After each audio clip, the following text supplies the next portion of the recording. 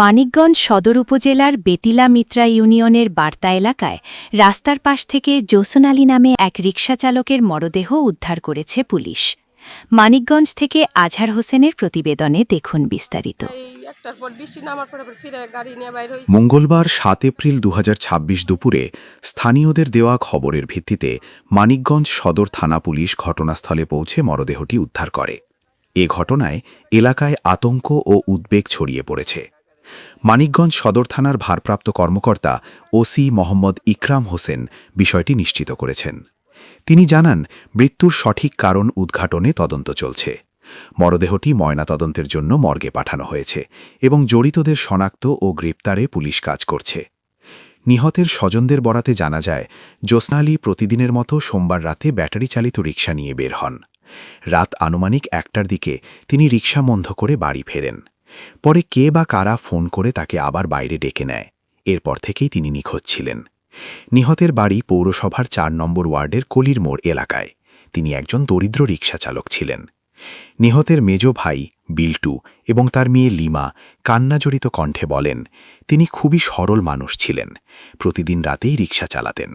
কে বা কারা ফোন করে ডেকে নিয়ে তাকে হত্যা করেছে। একটা দিকে বাইরে এসেছে, অনেকটা দিয়ে বাইরে এসে অত অন্দিকে মাঠের অন্ধে অন্তিকে ফোন দিয়েছে, ফোন দিকে আর লগে মনে যাত্রী নিয়ে আসছে। বলতে পারবো যারা রিক্সা পায় খায়, গ্যারেজে ফোন দিয়ে নিছে মতো গেছে, যা হেরে তারপরে এই ঘটনা ঘটছে। আমার কাকার নাম জোসন আলী, আমার বাড়ি চরহিজুলি কলির মোড়। আমার কাকে প্রতিদিন ৬টায় থেকে সন্ধ্যা ৬টা থেকে সারা রাত্রি গাড়ি চালায়। আমার কাকাই ১টার পর বৃষ্টি নামার পরে ফিরে গাড়ি নিয়ে বাইর হয়েছে। আমার কাকারে মাইরে রিস্কা মিস্কা ভালো, আমার কাকার মাথা মতো সব আঘাত করে আমার কাকার মাইরে থেকে রিস্কাটা নিয়ে গেছে।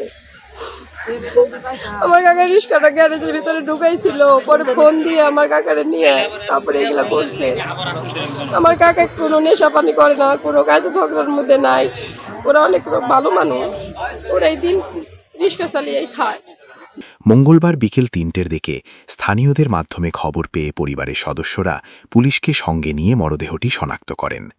এ ঘটনায় পুরো এলাকায় শোকের ছায়া নেমে এসেছে এবং স্থানীয়দের মধ্যে চরম উদ্বেগ বিরাজ করছে।